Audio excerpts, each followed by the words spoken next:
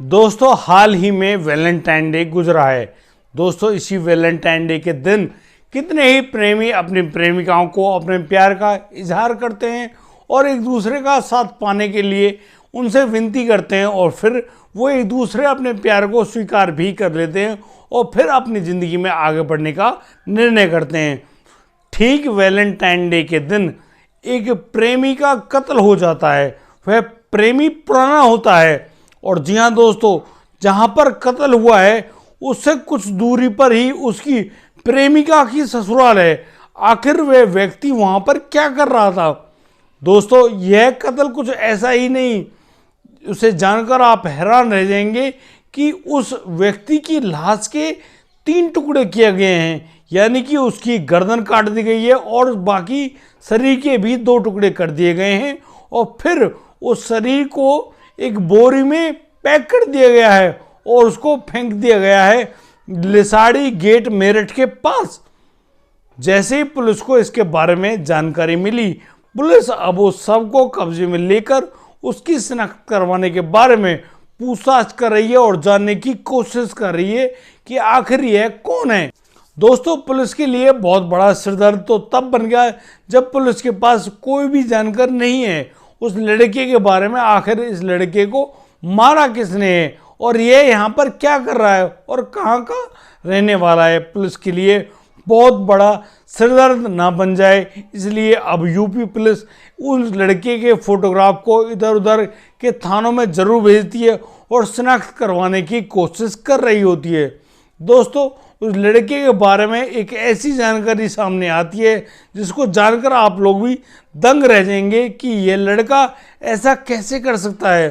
दोस्तों इसी पूरे कत्ल केस में एक प्रेम प्रसंग का मामला मिलता है और यह प्रेम प्रसंग ऐसा भयंकर होता है कि इस लड़के ने अपनी प्रेमिका के साथ करीब 5 महीने पहले भागकर प्रेम विवाह करने की कोशिश भी की गई थी। जैसे तैसे उस लड़के के साथ मारपीट करके उस लड़की को बरामद किया गया था।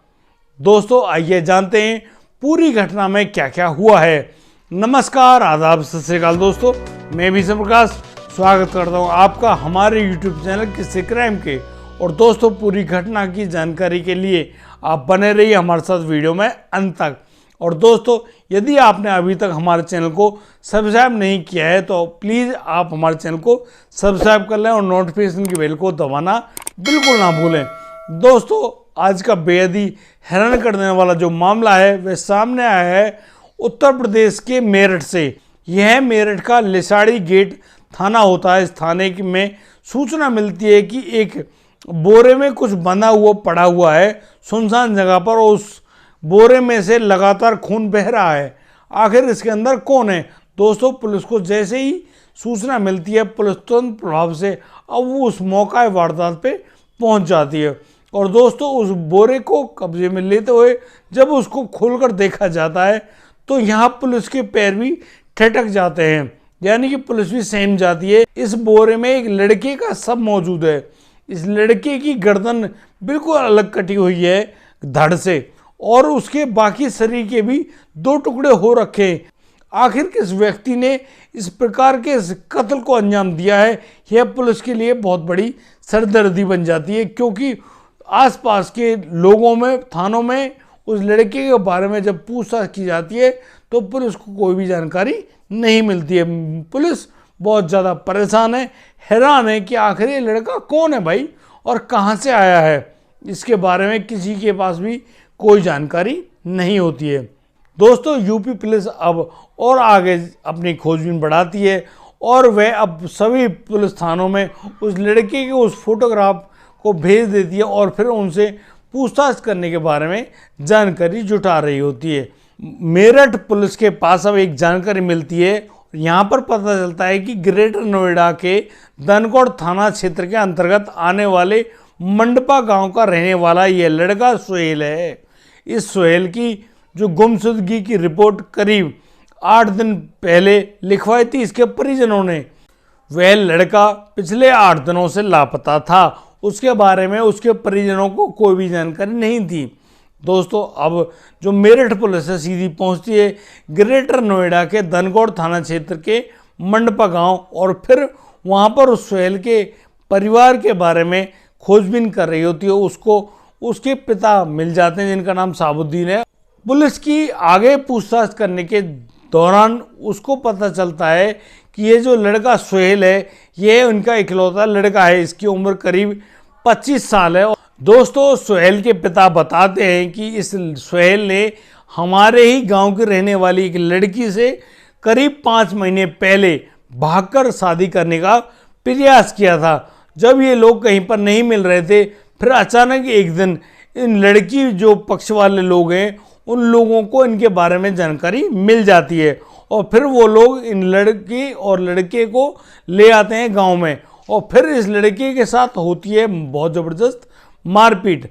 दोस्तों यहाँ पर सुहेल का पिता बताता है कि हमने उस लड़की पक्ष से समझौता कर लिया था और उनसे हाथ जोड़कर विनती करी थी और यह शर्त भी मानी थी कि अब हमारा लड़का आपकी लड़की की तरफ नज़र उठाकर भी नहीं देखेगा, आप जो मर्जी कर लें। और दोस्तों वो जो लड़की पक्ष वाले जो लोग होते हैं वो अपनी लड़की की शादी करा देते हैं मेरठ के लिसाड़ी गेट के पास।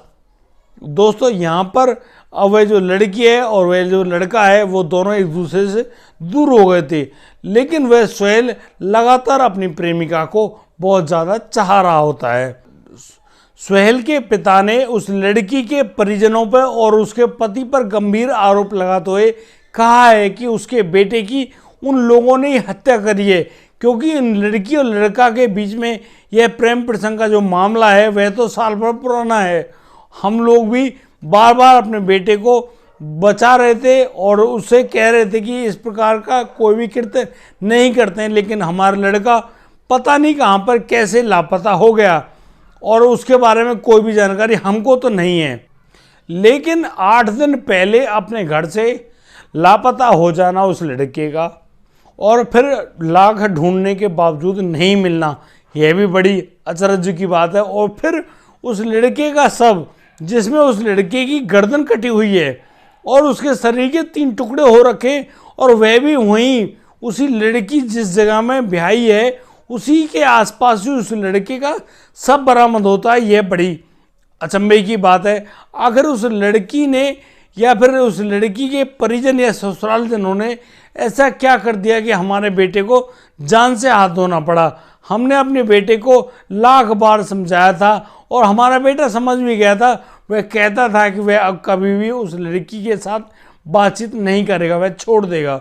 लेकिन पुलिस अभी इस मामले में ज़्यादा खुलासा नहीं कर पाई है कि आखिर उस लड़के की हत्या किसने करी है और क्यों करी है।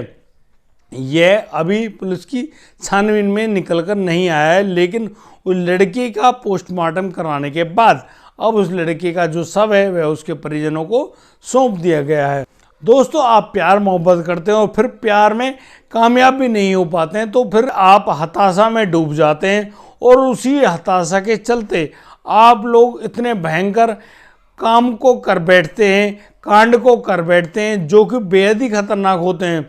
या तो आप किसी और की हत्या कर देते हैं या फिर खुद की ही आत्महत्या कर लेते हैं, जो कि बेहद ही गलत कार्य है। दोस्तों चाहे कुछ भी हो, कैसा भी हो, कभी भी ऐसे दर्दनाक और दिल दहला देने वाले कांडों ना किया करें। दोस्तों मैं आपको एक बात और बता दूं कि जो लोग सोचते हैं कि हम लोग मर जाएं या किसी को मार दें, तो हम आपको बता दें कि दोस्तों हम हमारी संपत्ति नहीं है। दोस्तों जब तक शादी नहीं होती है जब तक तो हम होते हैं हमारे माता पिता की संपत्ति, और जब हमारे जीवन में पत्नी रूपी एक और इंसान की एंट्री हो जाती है और फिर उसका जीवन भी हमारी जिम्मेदारी में ही आ जाता है। दोस्तों जब बच्चे भी हो जाते हैं तो उस समय भी हम लोग बिल्कुल ही उन बच्चों के लिए जिम्मेदार बनकर एक अच्छे काबिल जो पेरेंट्स हैं वो बनकर उभरते हैं और फिर अपने बच्चों की बखूबी देख रेख करते हैं। दोस्तों कोई भी नहीं चाहता कि उसके परिवार के साथ इतना बुरा कांड हो, और आजकल के जो लोगों में इस प्रकार की जो दुर्भावना फैल रही है ये बेहद ही खतरनाक है कि छोटी छोटी बातों को बहुत बड़ा इश्यू बनाकर इस प्रकार के खतरनाक कांडों को अंजाम दे डालते हैं। दोस्तों आपको क्या लगता है पूरी घटना को सुनकर कि इस घटना में उस लड़के सुहेल की हत्या किसने करी है, उस लड़की के ससुराल जनों ने या उस लड़की के परिजनों ने। दोस्तों आप अपनी राय हमारे इस कमेंट बॉक्स में अवश्य दें। और दोस्तों यदि आपको हमारी वीडियो और दी गई जानकारी सही लगी हो, उचित लगी हो, तो आप हमें लाइक करें, कमेंट करें, शेयर करें और हाँ सब्सक्राइब करना बिल्कुल ना भूलें।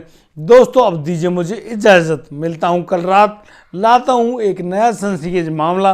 तब तक के लिए आप बढ़िया रहें, बेहतरीन रहें, अपने परिवार का बखूबी ख्याल रखते रहें। जय हिंद, जय भारत।